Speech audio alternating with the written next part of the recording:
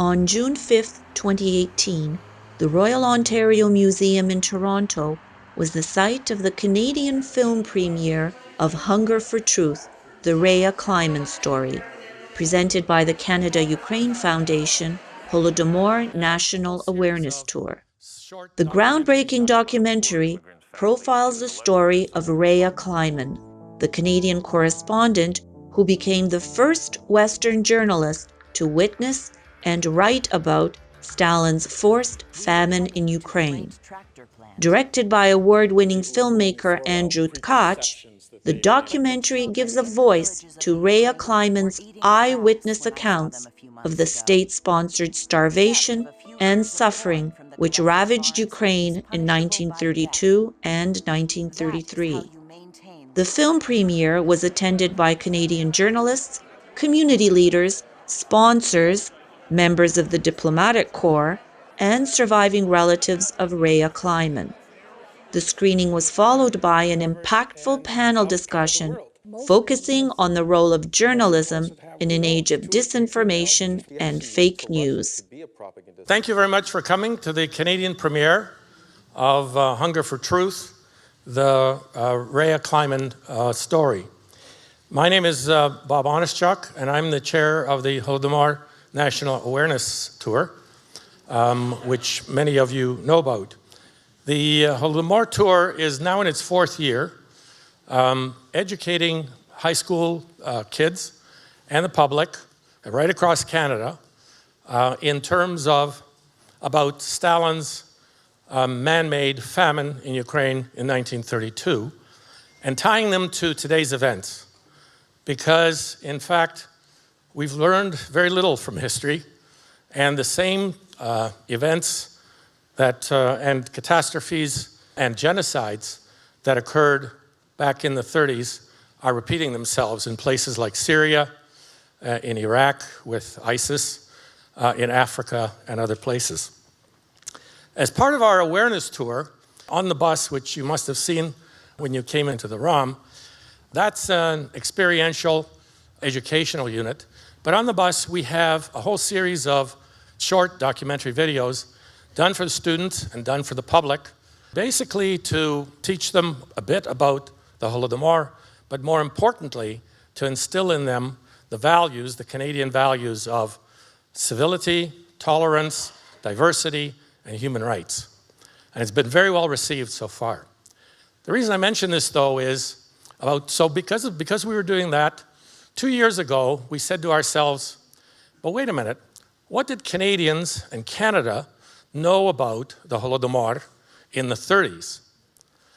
And we were helped in terms of getting the answer to that by the University of Alberta, the Canadian Institute of Ukrainian Studies, because they asked themselves that same question, and they had actually started some research on it. And what they found and what we found was just amazing. They found this amazing story of this courageous young Canadian, Torontonian journalist who was working for the Toronto Telegram as a freelancer, Rhea Clyman, who basically they didn't know about, who had written over 50 articles in terms of the Soviet Union, 22 of them on Holodomor, 28 on the lies, the deception, the falsehoods, which were then called the Soviet Union, and certainly not any great paradise on earth as they were putting that forward. And so when we found that story, we said, this has got to be told. This is really unbelievable. She was the first journalist to write about the Holodomor, or the famine, the Great Famine, as it was called then. She was the first Western journalist. She beat Malcolm Muggeridge, and she beat Gareth Jones, and she beat Lyons to the punch. And she was also the first journalist since the Bolshevik Revolution to be thrown out of the Soviet Union for the articles she wrote. Thank goodness, though, that she had only written one article when the NKVD caught up to her, as you'll see in the film. So they threw it out of the Soviet Union, but you can think about what they do with journalists or at least what despots and authoritarian governments do with journalists today when those journalists don't write what they want to see or hear. So that's the story that you're going to see in a few minutes. It's a knockout story, and for classrooms and for young kids, this is going to be and it has been, because we've tested it, it's very inspirational. Just a couple of other notes to help you when you're seeing the film. Number one, it's a journalistic story. It's done in a journalistic style because it's about a journalist, because our director and co-producer is a filmmaker, but a journalist in his own right, Andrei Tkach, who's with us tonight. Andrei, take a bow.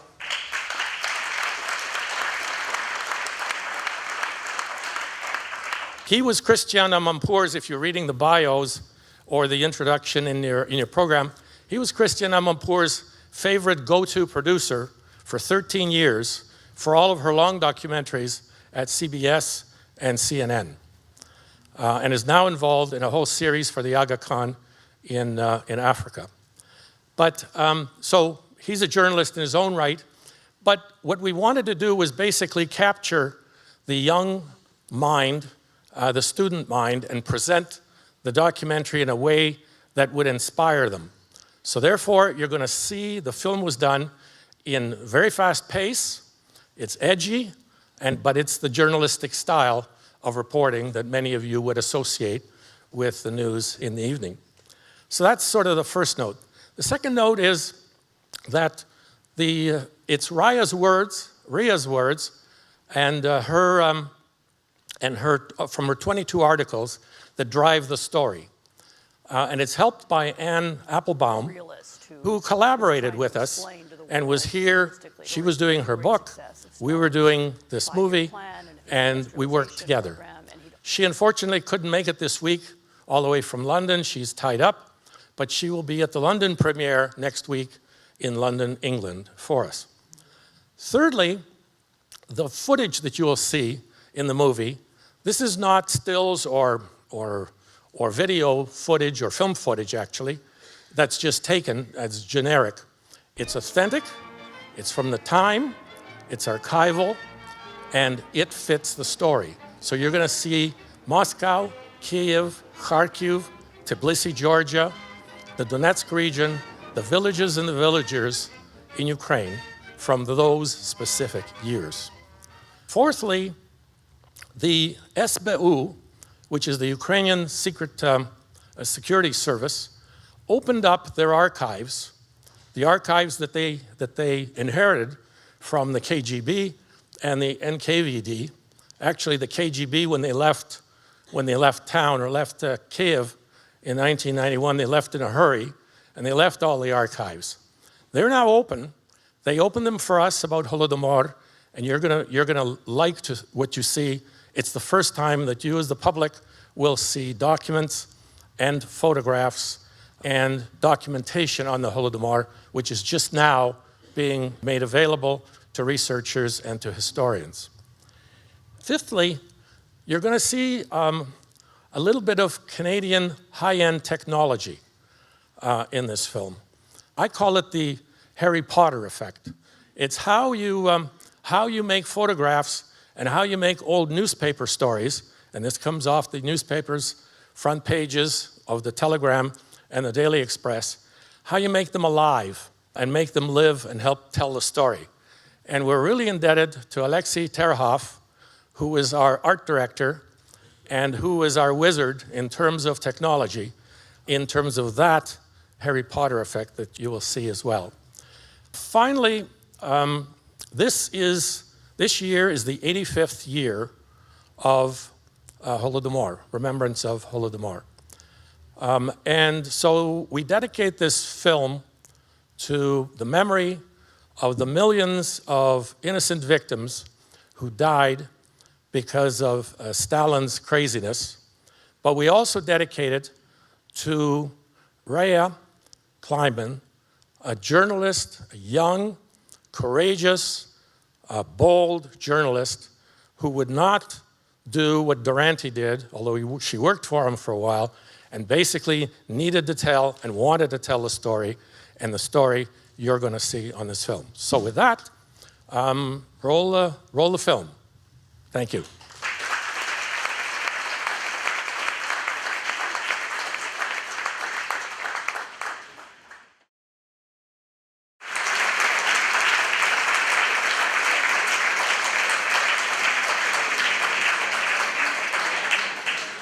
My name is Lisa Shimko, and it's been my honor to chair tonight's Canadian documentary film premiere of Hunger for Truth, the Rhea Clyman Story.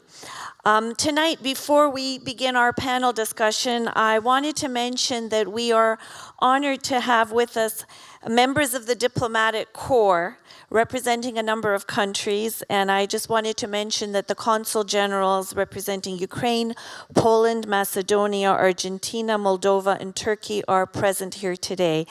And so also at this time, I want to take advantage of the fact that we are indeed lucky and privileged to have in our audience a esteemed member of the Ukrainian-Canadian community as well as the diplomatic corps, and that is Canada's ambassador to Ukraine. He's very humble, but I will say that having heard many of his colleagues speak about him, he is often referred to as the symbolic dean of the diplomatic corps in Kiev. So I would like to call upon Mr. Roman Voshchuk, Mr. Ambassador, for a few brief remarks.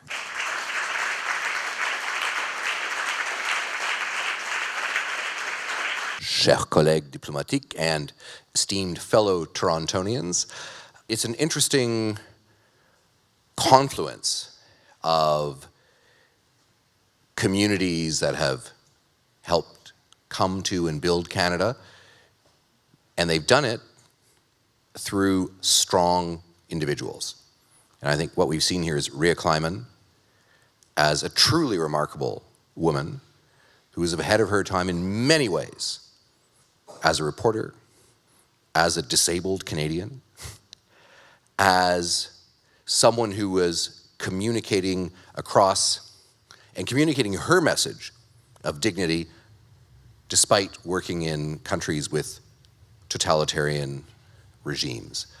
So I'm very gratified to see this, I guess, final version of the documentary. I'd seen clips presented, which had been presented at the Ukrainian Parliament about 7 or 8 months ago, and you can see that a lot of work has kept going into it. For me, it's particularly poignant because I think Professor Darevich is here somewhere. I think my first summer job was actually putting together a slide presentation, which was considered high-tech in the early 80s, on Ukraine in the early 1930s.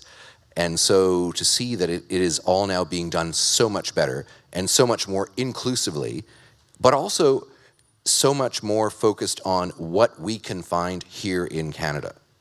That the breakthroughs and the solutions aren't always just somewhere out there. They're often right here, waiting to be discovered. And we can find them within us. And I think Rhea Clyman is a huge role model for us to look for that strength within ourselves. So congratulations, and I look forward to the discussion.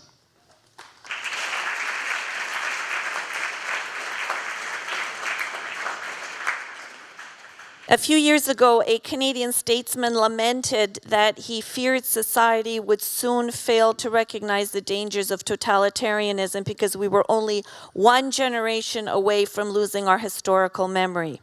That's why tonight's film screening is so important. Our historical memory of events surrounding the victims of genocide should not only be linked to the descendants of the victims, it should also recognize the vital role played by the descendants of that era's truth tellers. As citizens of open societies, we are the modern day successors of truth tellers like Rhea Clyman, who more than 8 decades ago bravely stood up to Russia's totalitarian lie machine. That's why we are truly honored to have with us tonight the relatives of our movie's courageous truth teller, the descendants and family members of Rhea Clyman. Please join me in welcoming Rhea Clyman's maternal great-nephews, Ted and Robert Shipper, with their spouses Terry Shipper and Sherry Mandel, and the widow of Rhea's nephew Dick Schiff, Mrs. Dorothy Schiff, with her sister Grace Shalou and Dorothy's sons, Danny and Randy Schiff, together with their wives Donna and Elaine, and cousins Benjamin Applebaum and his wife Debbie. Thank you so much for being with us. Please stand.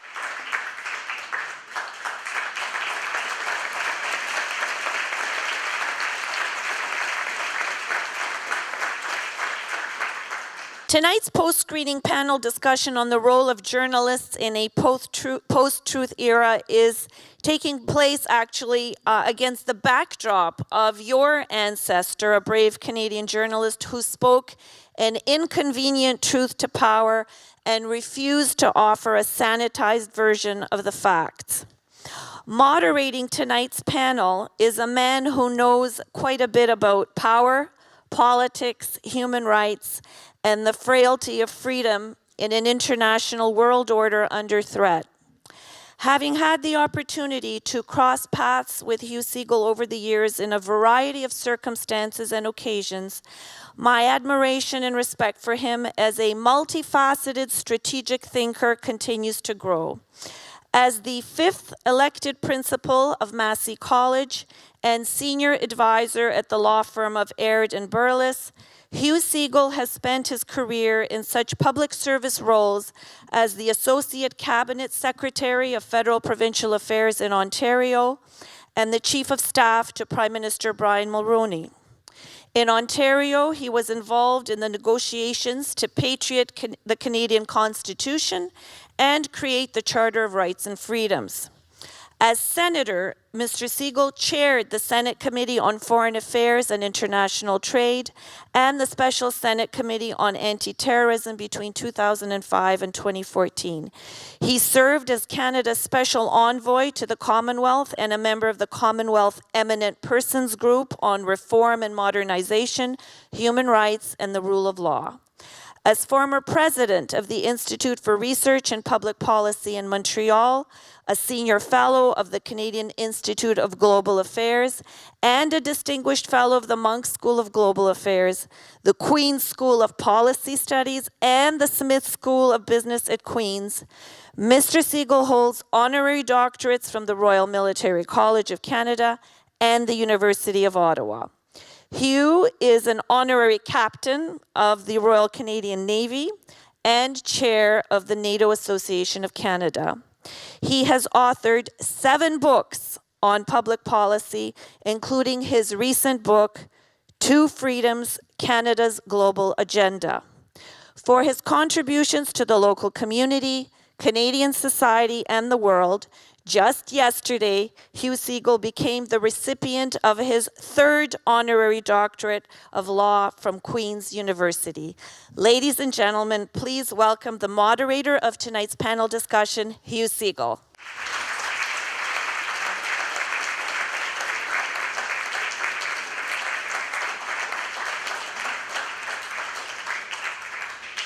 Can I invite my fellow panelists, who unlike me are real journalists, to come up and join me on the stage so we can begin, because people don't want to hear from me, they really want to hear from you. Come on up. So ladies and gentlemen, in an era where we hear too much about fake news and we worry about the mix of integrity and journalistic courage and the capacity to actually report on what's going on, our celebration tonight of Rhea Clyman is particularly timely, very, very important. And I'm sure, like many of you, I'm simply honored to be in the same hall as those who sponsored this undertaking, those who actually put the film together, and were committed to the process of helping more and more people understand her courage and the fearless approach that she took to covering one of the great, horrific holocausts imposed upon our Ukrainian brothers and sisters.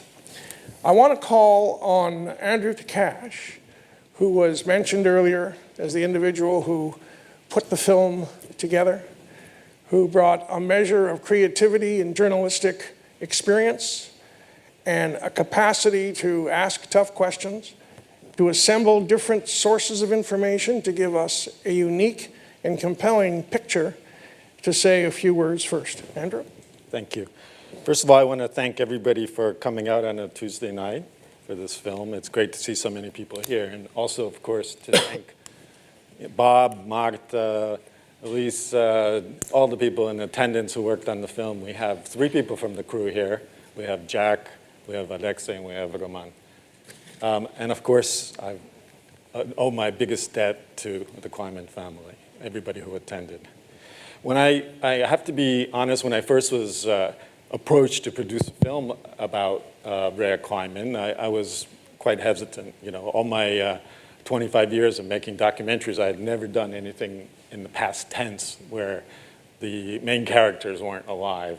And so I was working in Kenya, where I'm still working, and I was given this sheaf of newspaper articles that were discovered by Yars Balan.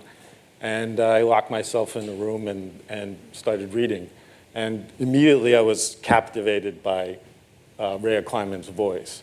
And it wasn't just the fact that, you know, she wrote about Stalin era and about the Nazi era, but really about what the articles showed about her character. It was a character that was not only fearless, but somebody who was willing to throw out preconceptions that they may have had when they were confronted with the truth.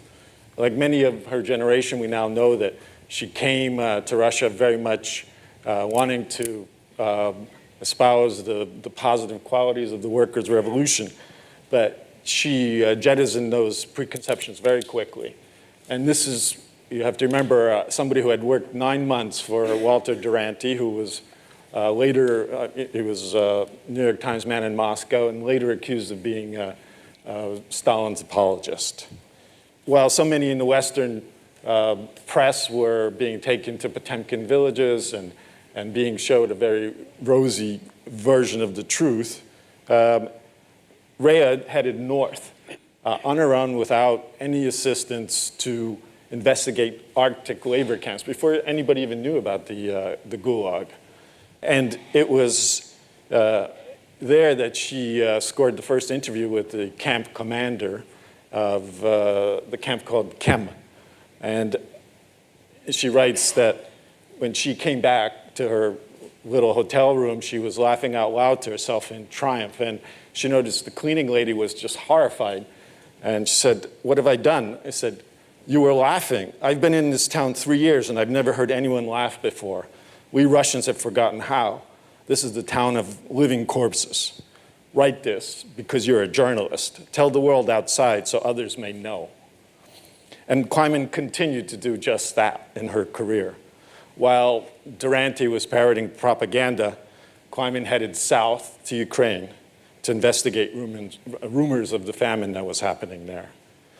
Now, from personal experience, I know how hard it is to question authority and to step outside the bubble, because I can only compare it to experiences I've had with Christian in Iraq. We were in Fallujah and stumbled onto a civilian casualty story. And it is very difficult to try to question people who had up to that point been giving your protection and your nourishment. And we're not even comparing what public affairs officers do in the West with what Soviet propagandists and henchmen were capable of doing in the 30s in the Soviet Union. Before she actually went to the South, she said, "The Soviet press department did everything to dissuade me from going, but I held firm. There are no roads. You can't live without your hot bath 3 meals a day. You'll come running back to Moscow when you feel the first bed bug bite." But it wasn't the bite of the bed bug that sent me back to Moscow. It was the muzzle of a revolver leveled at me in Tbilisi and that sent me back to the Russian capital and writing the truth about what I had heard and saw. So jettisoning any kind of ideological baggage, this is a woman who described the Ukrainian villages where children were eating grass, where party members' wives were living like royalty. And this was, in fact, the first reporting by an eyewitness from the Holodomor. But Clyman wasn't done yet. This is a small part of the film, but a big part of her story. She carried on that same irreverence for authority and murderous officials on her next assignment in Nazi Germany, despite the obvious risk of her Jewish background. On her first assignment, she interviewed the Nazi propagandist Julius Streicher, who was the editor of the stridently anti-Semitic newspaper Der Stürmer, and it was the main mouthpiece of Nazi propaganda. Streicher claimed he could smell a person of Jewish blood, but Rhea kept her wits about her, and she said she dumped his autographed photo in the garbage can on the way out of his office.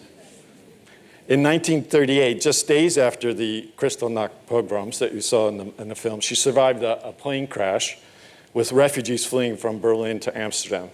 Most of the crew were killed, and several passengers were killed as well. She had her back broken, but she survived. She writes, "In Berlin, I was reported as dead, causing the propaganda ministry to send a message regretting that fact, and causing them 2 hours later to send an even more regretful message that I was alive." So you can get a sense of her personality from that.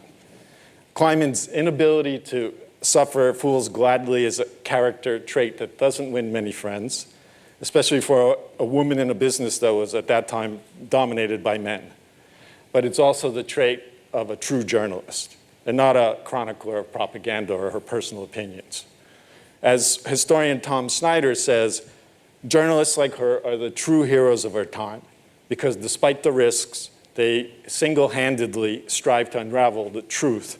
Because it's their calling, they pursue it with a passion, without the support of authorities or even often their employers.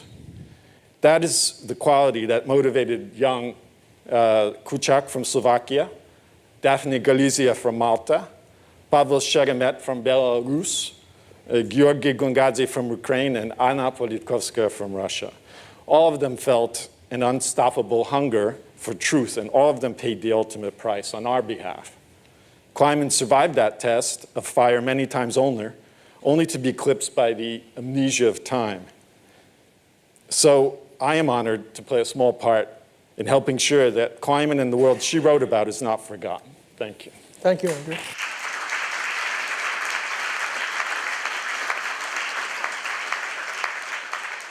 I want to ask the only female journalist on the panel, and someday we may get to panels that have, who knows, 2 or 3 females and just 1 guy, and maybe nobody will pass away when we do that. But Diane is a Canadian journalist of immense integrity and achievement. She has, throughout her career, combined clear thinking, precise and unmistakable opinion with the integrity to report in a balanced and holistic way the truth, not only as she saw it, but as it exists in an objective fashion. She's a very proud Ukrainian, Canadian, American, dual citizen. She has been actively involved back and forth with the Ukraine on a series of very constructive and important causes. She's the first woman to be the editor of a national newspaper in this country. The only flaw in her career was she once hired me as a columnist at the National Post.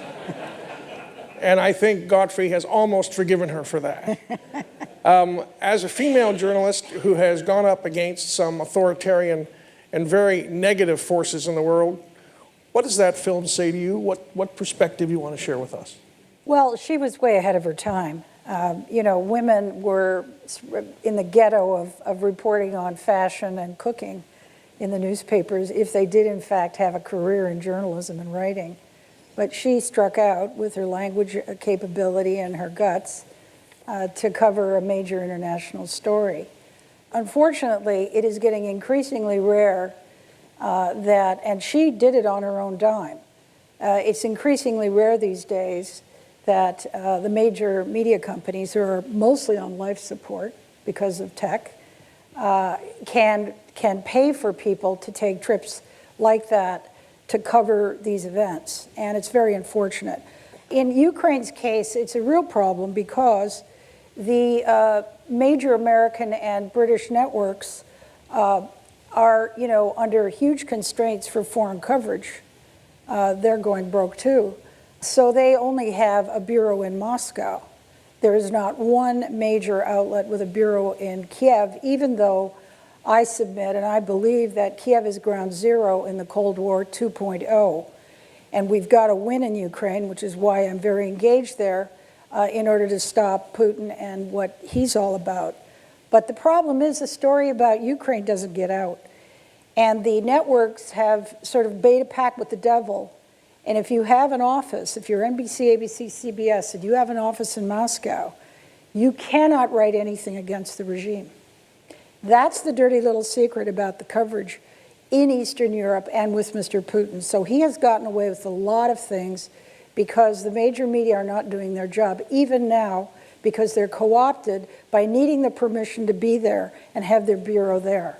So it's all the more important that people strike out and do their own thing. So for instance, my writing about Ukraine is done through the think tank world and through other journals in the United States where I get audience, and I write in the Kiev Post and that sort of thing, because the story of Ukraine is still not getting out, in my opinion. And strangely enough, I broke the story in the US about Paul Manafort.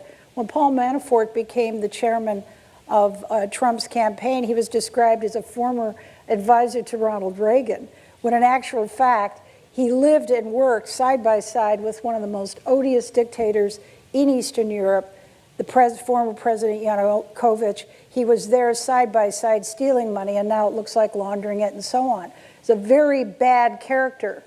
And yet nobody even knew much about Ukraine, but because I'd been there a lot and taken an interest going back to 91, I was able to get that message out. And then of course now Manafort is the big story, and Ukraine is now a story. So, you know, the press, even the big, well-financed press, often doesn't get it right. And I think that it's very unfortunate that all pay tribute to Mr. Putin. Thank you for that. I want to introduce Alex Brinson, who's sitting next to me. He is actually born in what was then the Soviet Union city of Kharkiv, of course, in Ukraine. He came to Canada in '76, got his undergraduate and graduate degrees in political science at the University of Toronto. He was a researcher for various governments, a parliamentary intern, an English teacher in Nice, regular returns from the Soviet Union in '89, start of his freelance journalism career. In the '90s, he worked with the BBC World Service Radio in London, for the Los Angeles Times in Kiev. He was the producer of TV Ontario, regional broadcaster, and he has been involved in the training of Ukrainian journalists and has done several documentaries on the excesses in Russia and truth we need to understand about what's actually going on in Russia. So you bring a perspective which is actually a little bit different from everybody else on this panel. What does that story about Rhea tell you? And more importantly, as someone who is now a practitioner with the CBC, what does it say about the quality of journalism and the courage that we hope for in the context of getting the truth out from various difficult places? Sounds like a great CV, by the way. I would go a little further even than Diane on how Russia is covered, and by extension, how the former Soviet Union is covered and how we cover the world. More than just the fact that, and I mean, as I watched this, because obviously one of the things that Rhea was doing was she was sifting through all the bullshit that was going on inside the Soviet Union and trying to convey this to us and under very difficult circumstances. In today's day and age, it's as difficult as it may be, as authoritarian as the Russian regime is today. It's not as bad as it was at that time. I mean, Putin shoots journalists. He generally doesn't do that to Westerners. There are ways of reporting. And one of my concerns as I watch this is that we're still kind of doing that in the West, the way that Durante was doing at the time, but now we're doing it, I guess, by applying our own standards to covering something that is very, very different. So beyond the fact that journalists who are in Moscow, for example, who are in bureaus for the big newspapers and TV networks, are co-opted, and I agree with that. I think that we ourselves, our editors, the people who run the big newspapers, and I'm talking about New York Times, BBC, CNN, and so on, we also when we report on Russia, report on the Potemkin aspect of it rather than what is really going on. And the most obvious example, and this has been kind of a hobby horse of mine for easily 15 years, is the use of the word election. People are laughing here and chuckling, and because probably many of you have a good understanding of what an election, well, first of all, what an election really means in a country like ours, and what an election, with quotes, means in Russia. However, when our journalists and all the aforementioned media outlets that I listed and others report on these events that happen in Russia once every 4, now every 6, and who knows how often in the future, we use the word election without any qualifiers. I mean, you may get a qualifier inside the article, but generally speaking, the average viewer, the average reader, the average listener probably gets the impression, well, it's not exactly our democracy, but it's an election. It's not as good. There's some violations, whereas in fact, it's nothing resembling an election, other than the fact that people are sort of voting. And I think the fact that we're okay with this, and I say by that, I'm a journalist, I work for a reasonably big network. I mean, I don't think that the CBC is in a position to be dictating this. I think this is the kind of thing that needs to be done collectively. But I just find that if our goal as journalists, as clearly Rhea's goal was, despite all the obstacles that she had, is to tell the truth. It's as simple as that. I mean, there's nothing complicated. You're just telling the truth. What she saw people dying, she was talking about. She saw people eating grass, she wrote about it. When we describe those kinds of events, and you can obviously extrapolate to all kinds of other things, but something as basic as a simple democratic exercise that we all take for granted, that we associate with certain things, certain institutions, certain events, that is completely absent in Russia, and yet we use that word, we're lying. We are, in a sense, not deliberately, I mean, it's very different from the kind of fake news that we often talk about, but we're not really providing a service for our readers, viewers, and listeners. Ultimately, one of the reasons that happens, I've had conversations with various people, and, well, if we do that, they may kick out the reporters in our bureau. They may create problems for us. We may not be able to do our work properly. We may not be able to get access to. But is that what it's about? Is it about pretending, having a good seat to watch what's going on, or is it to actually report what really is going on? And I think that something like this is, in a way, should be an inspiration for I guess, bosses that I'm talking about to make those kinds of changes. And I mean, I picked one specific word, but it applies to a lot of other stuff.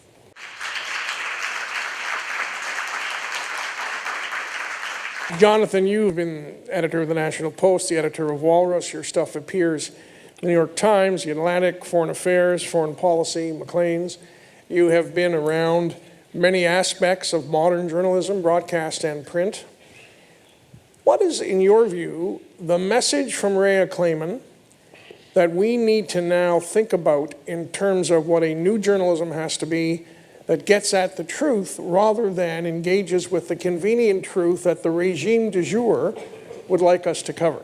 How do you cross that traverse between a journalist in Moscow, part of the crowd, doing his or her best, not offending the authorities every day, but actually getting, as Rhea did, the hard, horrific truth? Even though she was working for a guy at the New York Times who was completely disinterested in the hard, horrific truth, out to the Telegram and elsewhere at immense personal cost. How do we, if you were giving a lecture in a journalism school today, and all of you have done this, what would you say to an aspiring journalist who cares about freedom, who cares about the truth, is inspired by what Rhea Clyman represented in terms of what they should be doing, knowing as you do what the new technologies are, the new platforms for communications? What advice might you give? First, I just want to respond to the film just on a personal level because I found it very moving. And in my industry, which I've been on for a long time, typically people come in idealistic and sometimes they become propagandistic hacks. Rhea Clyman she actually went to Russia to be a propagandistic hack. That was her intention. There was a headline that flashed, the new Russian woman. Like, it was just, with the social realism. But despite herself, she became a truth teller. Despite herself, she proved to be incredibly courageous. So it's actually the opposite of the phenomenon that I'm used to seeing, where you get somebody who goes to Queen's Park or Ottawa, and then after 10 years they end up becoming a spokesperson for a party or something like that, like where you go from idealism to propaganda. She went the other way around. That's insane. That's incredible. That's incredibly inspiring. She also did something that's crazy and self-destructive, and must have made her relatives extremely anxious. Like, I know people who've gone off to Libya or to Syria, Afghanistan, and they've done sort of the modern equivalent of that. And you read stories about some of these people. Some of these people don't come back, and they don't have great stories to report. They end up doing stupid things, and it's like in every industry where the line between heroism and folly is, you only know it years later. That said, in this case, we do know where the line is, and we do know that she did these incredible things. And yet I'm ashamed to say, I never heard her name before this event was organized. And our arts funding organizations, usually when they're in the news, it's because they fund something ridiculous. In this case, they funded something amazing and educational, and this is like an advertisement for the sort of things that arts councils should be funding. Educating people about amazing Canadians.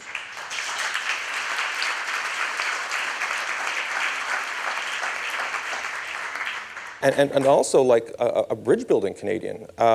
Rhea grew up it looks geographically almost the same neighborhood where my grandfather grew up, helping his dad, basically selling rags on the streets of Toronto.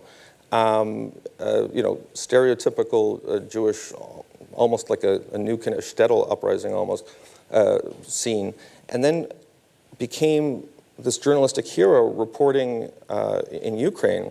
And I don't think it's a secret that historically there have been some tensions between the Jewish and Ukrainian communities, and sometimes those tensions have made front pages. This happened during the construction of the Human Rights Museum in Winnipeg. Some bickering about, like, your exhibit's bigger than my exhibit, and it was a little ugly.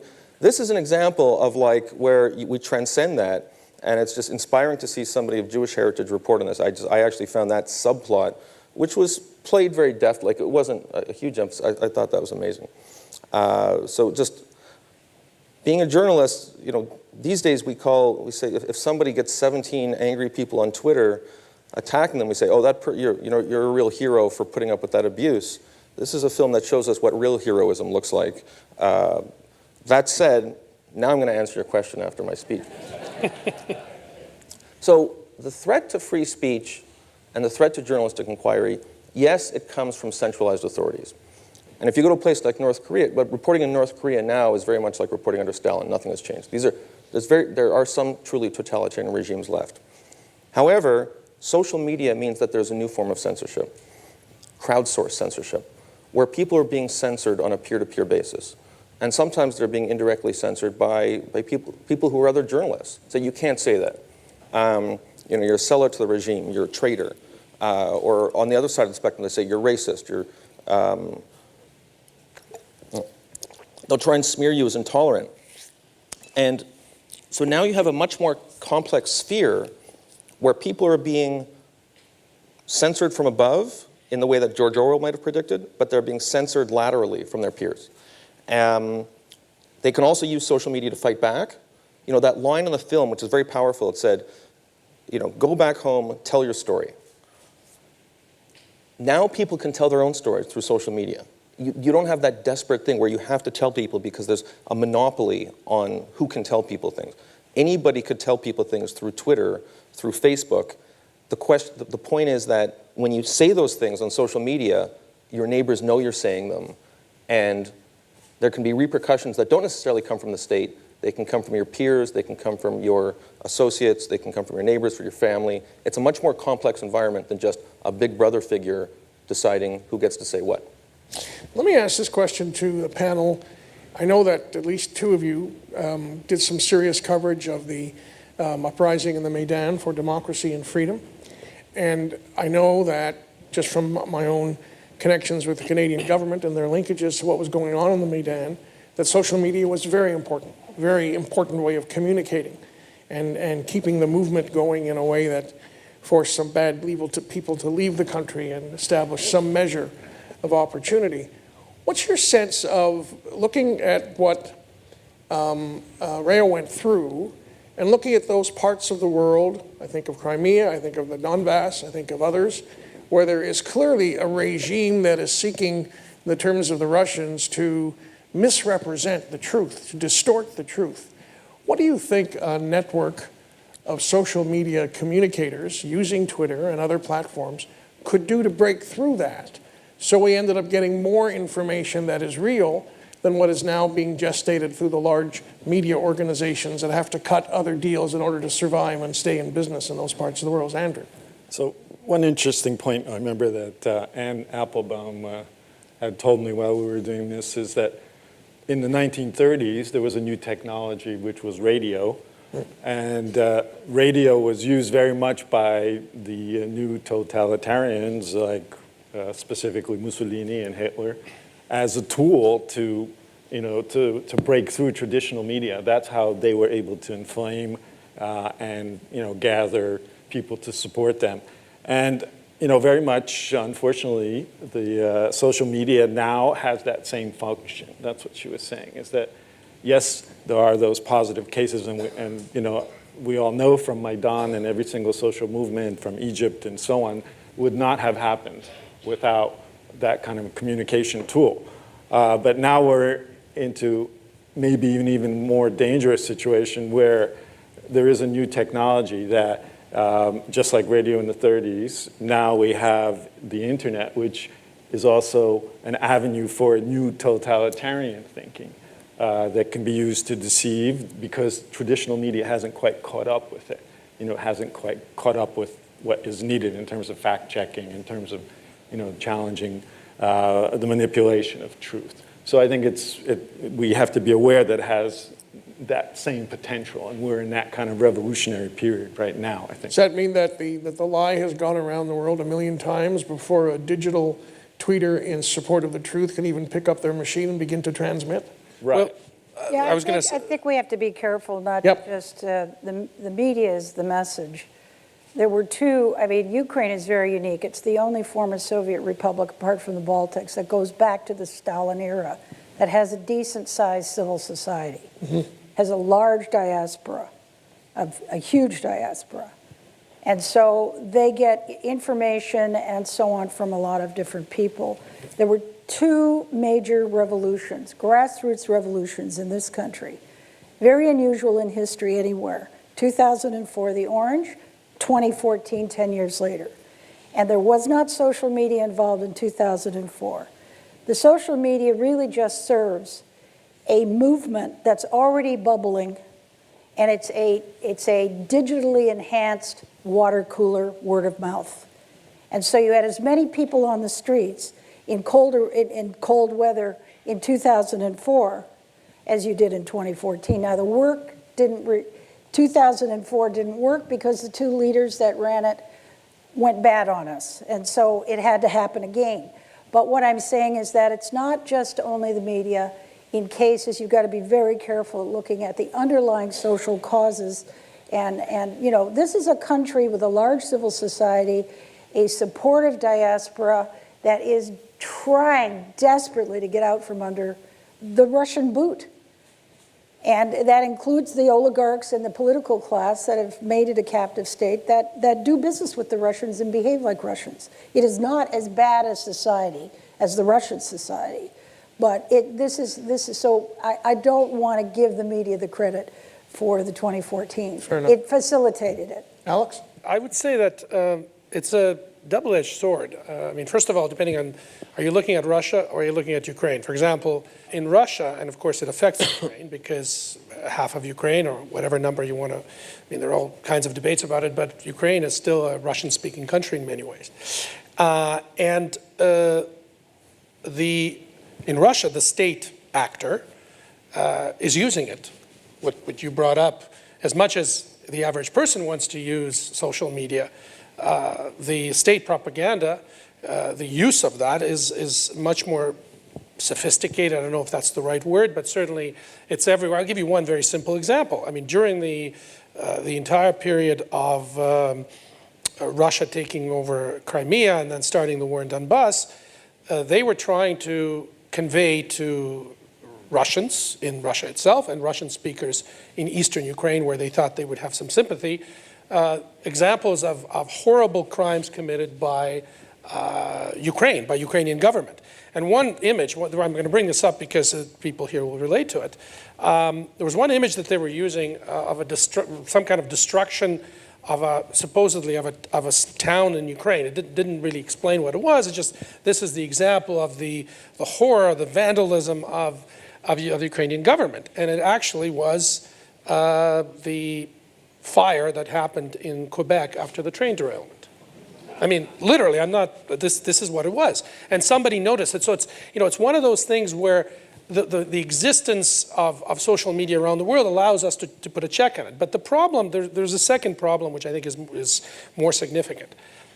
Social media is very good at helping people oppose something, helping people create a sense of unity, solidarity in trying to undo some kind of injustice. I think that the examples of the Arab Spring come to mind, to a degree, Ukraine as well. Social media, whatever they are not nearly as good at helping construct something. And in that sense, whatever way you want to look, wherever you want to start the count, whether it's 2004 and 5 after the Orange Revolution or the more recent one, that's a much more difficult thing, because social media are used by people who are against what's going on. Some people are complaining that social media are destructive because they expose every ill that exists in whatever the society is in Ukraine, for example. So it's ultimately, I think that whatever method is used to convey what's going on, it's really about the truth. And part of the problem that, in as much as of all these different ways, whether it's Facebook or Twitter or whatever, they allow us to be more immediate about communicating something, it also allows people who are abusing that to be just as immediate and just as destructive. Because of the players involved in this, and because of particularly the existence of Russia, which cannot be minimized, I am not very optimistic, to be quite honest, that what we're talking about is likely to happen in a short term, especially because I don't get the impression that much of the West is interested in any serious way in confronting Putin or Russia on any of these things. And you see it from, yes, there are sanctions, but then Macron goes to St. Petersburg and starts hugging Putin, calling him Dear Vladimir. I mean, there's a certain kind of a sense that, yeah, we're going to oppose some of the things and we're not going to recognize the snatching of Crimea, but ultimately there's very little price to pay. So I'm going to ask each one of you to reflect on a very unfair question, which I'm about to pose. Rhea is no longer with us, but her work is now something we have a modest appreciation of. We don't really have an in-depth appreciation of what she went through. We have a modest appreciation. In both cases, when she went to Germany, and before that, when she was covering the Holodomor in Ukraine, she was actually engaging with what totalitarian regimes do when they're given the chance, when nobody fights back, when nobody engages, right? So the question I'm going to put to you, and it's unfair, but I think we have to reflect on it.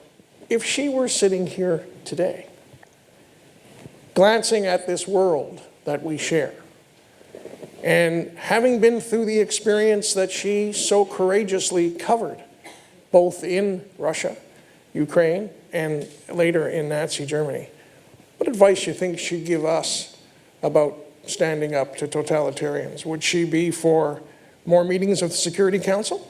Would she be for more trade deals between Canada and Russia? Would she be for a slightly more intense stance of the kind that allowed NATO to keep the Russians basically under control for over half a century without firing a shot. Where do you think she would net out? Excepting, we know she was left.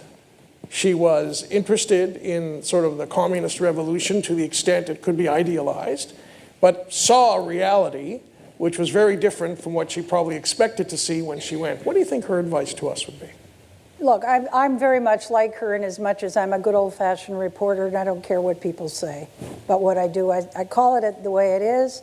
And I very much ascribe, originally from the States, to H.L. Mencken's definition to me of good journalism, and that is to comfort the afflicted and afflict the comfortable.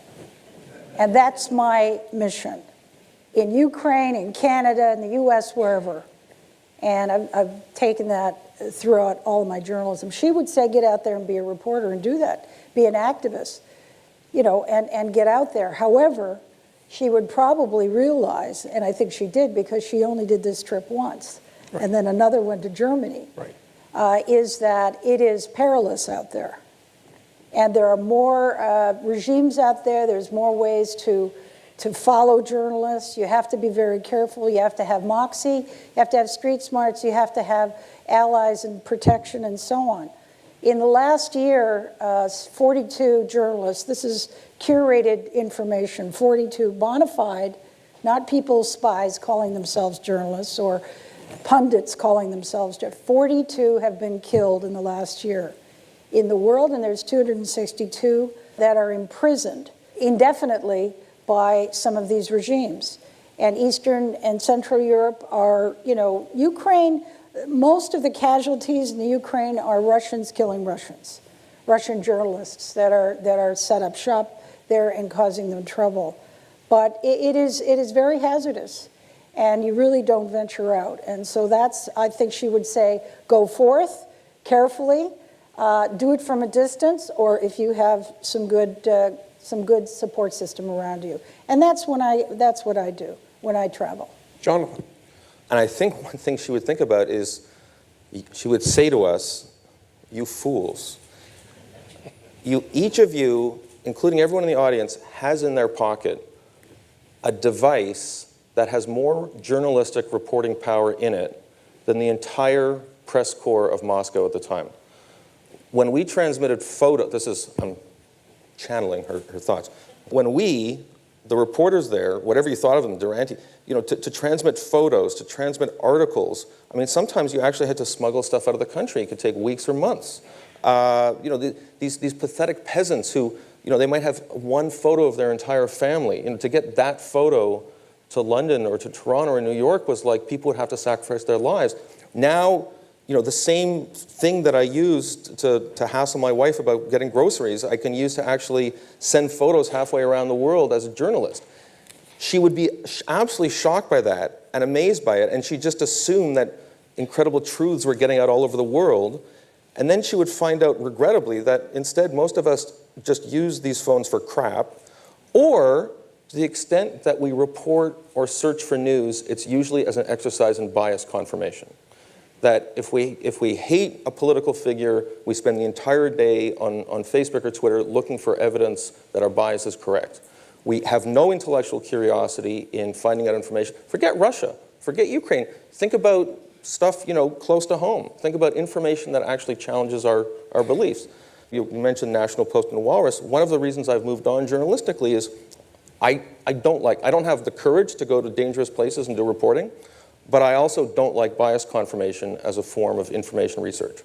So I think putting aside the narrow issue of Russia or even challenging dictatorships in general, she would say to ordinary people, whether they're journalists or not, expand your mind, look for information, use these amazing tools we have, including social media, to actually get information instead of just validating your own prejudices.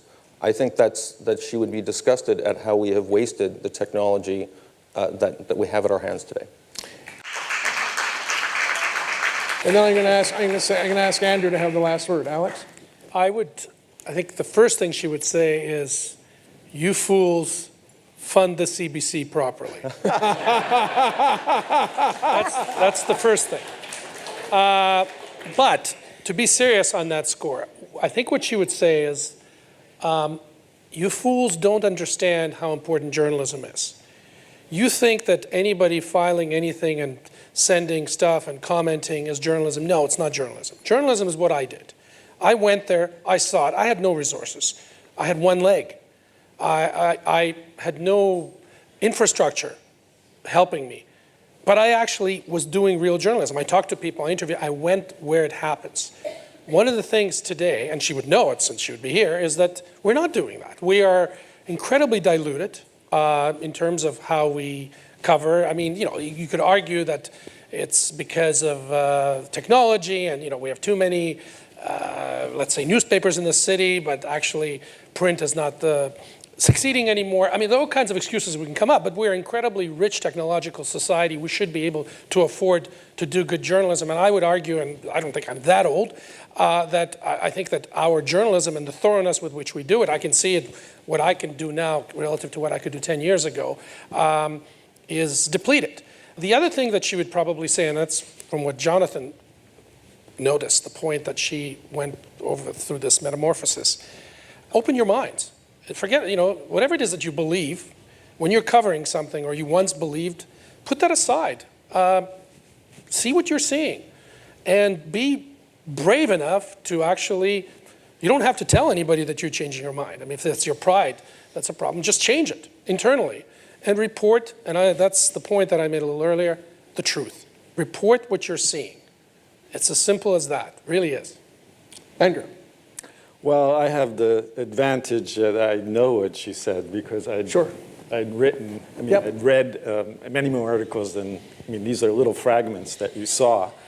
And there's a very interesting passage when she is kicked out of Ukraine and she actually says, I was in Canada and I was feted by women's clubs and not one newspaper gave me a paying job. So I had to go back to where the action was, which was Nazi Germany. So it's basically, it was a financial pressure that drove her to do this. Having worked in both, networks where people are doing this on a daily basis, and now having worked much more on, in the freelance world, I know that is what drives young people to take these kind of risks. It's the fact that they are trying to make a living, that it is a job, right? And that we as the audience, we have to understand that, and we have to support people who are, like I mentioned, that long list. It's a very much longer list, as you mentioned. People are dying, for the truth as we speak. Somebody is probably paying that ultimate price. So I would be sure that what Rhea would say is, support the truth sayers because, they are sacrificing for everybody. Thank you, Andrew.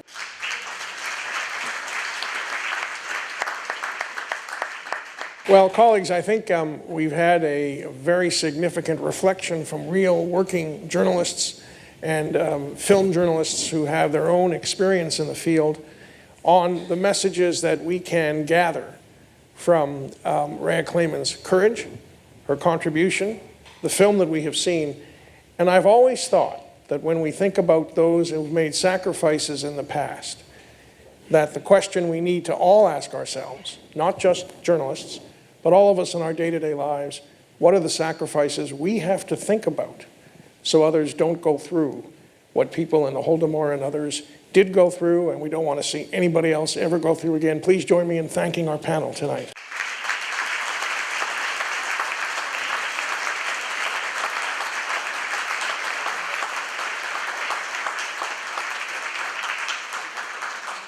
Well, and I'd just like to second that idea, thanking the panel for a scintillating discussion at a very high level, and you for making it such an interesting discussion and moderating as well as you did.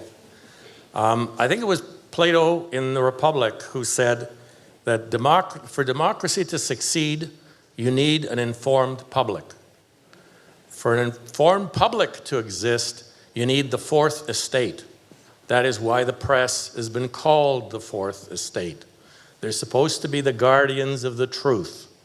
And that tells you a lot when today you've got all of this disinformation and lies all over the social media and in the political world. Thank you for a very interesting discussion. We couldn't take questions or we would go to midnight, but the panel is going to be available at coffee and dessert out in the lobby for you to corral them for a continuation of the discussion. Well, while you do that, let me just pass along, do the rest of the thank yous. I'd like to thank the family, Dorothy, Randy, Danny, the shippers, for having such a fabulous, fabulous person as Rhea. It came from your genes, or you probably came from her genes. Dick did, actually. But when I found out that Richard, who's a dear friend of mine, and was the chairman of Bramalea for forever, and Kenny, his partner, was the president of Bramalea, were related, was the first cousin of Rhea, I fell off my chair and I said, we have to make this movie. Well, we did it for two reasons. That's a hell of a movie, but Richard was also a heck of a guy. So thank you for the family for coming and being a part of it. Thank you for the audience for coming to this premiere. And at the back of your program, thank the sponsors, particularly Budućnost and UCU for being the lead and the event sponsor for BCU Foundation, the lead and the event sponsor for the premiere. So this film will be in the schools starting this fall in their auditoriums with discussions with the students as to what lessons they learned from it. And the second is the coffee and desserts. The dessert is in the foyer. Andrew Tkach has agreed that he will sign or autograph some of the posters if you want to buy them, the big poster. And of course the DVDs, for anybody who wants the DVD, are also going to be on sale there. So to the lobby, see you there for coffee and dessert. Thank you for being a great audience.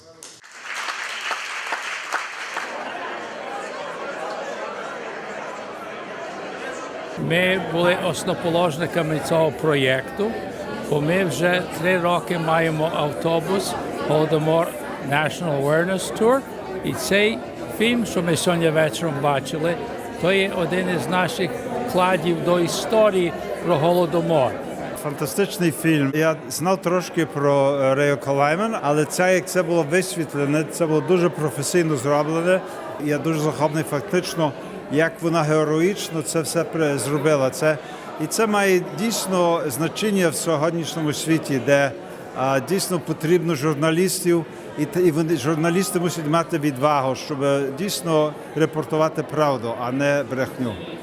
It is so gratifying to finally have seen the film that is the result of all the work that was done for so many months.